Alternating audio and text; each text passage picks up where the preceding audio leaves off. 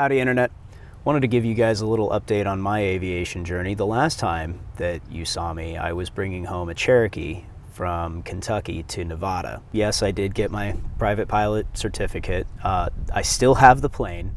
The adventure has been interesting, to say the least. It's been fairly intense, a lot of flying this year. So here's where I'm at now. Now I'm a flight instructor and I'm teaching. And it's been a long road. It's been a lot of flying, a lot of hours, a lot of check rides, a lot of money, but it's been worth it. So let's start at the beginning. Got my private pilot certificate, put the plane into annual, got the plane out of annual in December of 21, and then flew home to Texas. Next is IFR. The instrument ticket required some upgrades to the plane. I went ahead and did those.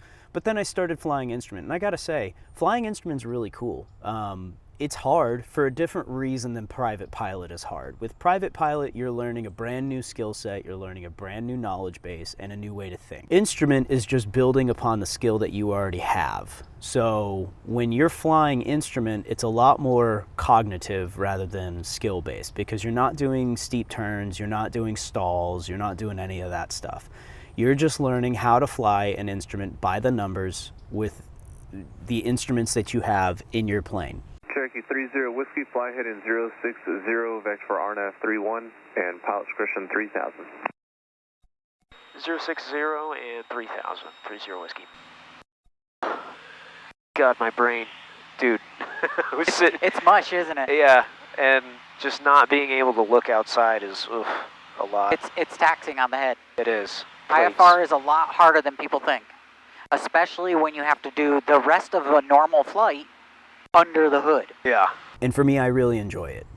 So a day like today where it's rainy and crummy and foggy and just crappy, you can take off in this and then fly to wherever you want to go. And for me, the most fun part is that you climb up a few thousand feet and you're in the clouds, you can't see anything, totally blind, and then all of a sudden you punch out over the top and it's clear and it's sunny and it's bright and it's super nice. I love that. That's awesome. But anyway, got my IFR ticket, went immediately to Central Texas down in Waco, started doing my commercial. Well, welcome folks. This is Joaquin. He's my commercial instructor. We're going to be doing single engine commercial, multi-engine, all the things. Today's plan, Joaquin, do you want to tell them? Yeah, sure. Today we're going to take Mr. Derek up to do some upper altitude commercial maneuvers. We'll introduce him to lazy eights, chandelles, and steep spirals, and then we'll come on back and practice some power off 180 landings, and that'll be today's lesson. Sweet, man. Well, I'm only gonna show the good stuff. Okay. Shout out to Pegasus. Took about a month, not because of hours or anything, but because we were waiting on a DPE. Had a lot of fun. So once I finished with my commercial single engine, I was supposed to go immediately multi-engine 2 weeks later. COVID happened, and unfortunately we couldn't move forward.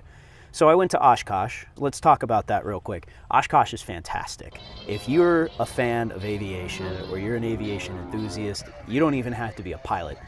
Go to Oshkosh. Make the trip. It is so worth it.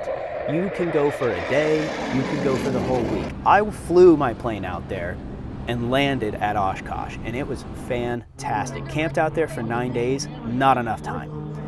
There's so much to see, there's so many people to meet. They had hundreds of thousands of people at Oshkosh, and I was camping out there. Very clean, everybody's very respectful, and it's just awesome to be in a community where everybody's looking forward to seeing the next cool aviation thing. New contacts, new friends, new planes. Planes were flying every day. Every day that I'd wake up, there was T6s ripping down the runway at max speed, and that was my wake up every day. There's more wake up portions, which if I have enough time, I'll put the video of the guy yodeling as a wake up.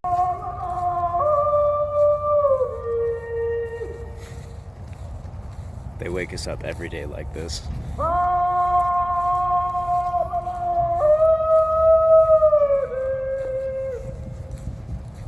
Morning. I'm doing pretty good, minus that.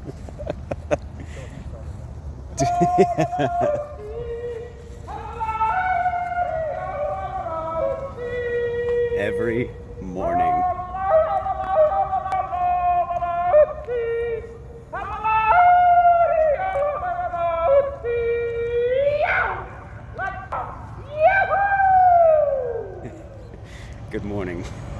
Anyway, went to Oshkosh, had a fantastic time, flew back, and then got back to Central Texas, did my multi-engine, and it was a commercial add-on. That commercial add-on for multi-engine, that's where it really kicked in, like, oh, I need to think about what I'm doing, and I need to be ahead of this aircraft. This is a complicated aircraft, and I need to be on top of my game. Checklist usage, you know, thinking through what's going to happen, the aerodynamics of it, all of it. Oh my goodness.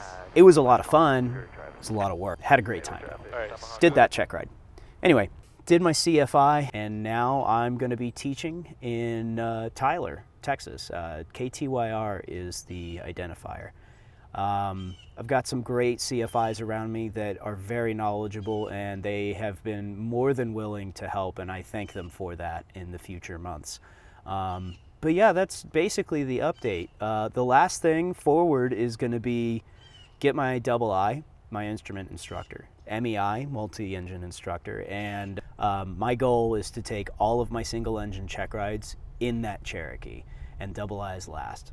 So yeah, that's my story, and that's what's been going on. Thank you so much for following along. I'll probably be posting videos about instruction or little tips and tricks. I don't know what I'm going to do with this channel yet, but we'll see what happens. Drop something in the comments, ask questions. Please feel free. Figure out a way to get in contact either on or off of YouTube, and I hope you guys have an excellent 2023. See ya.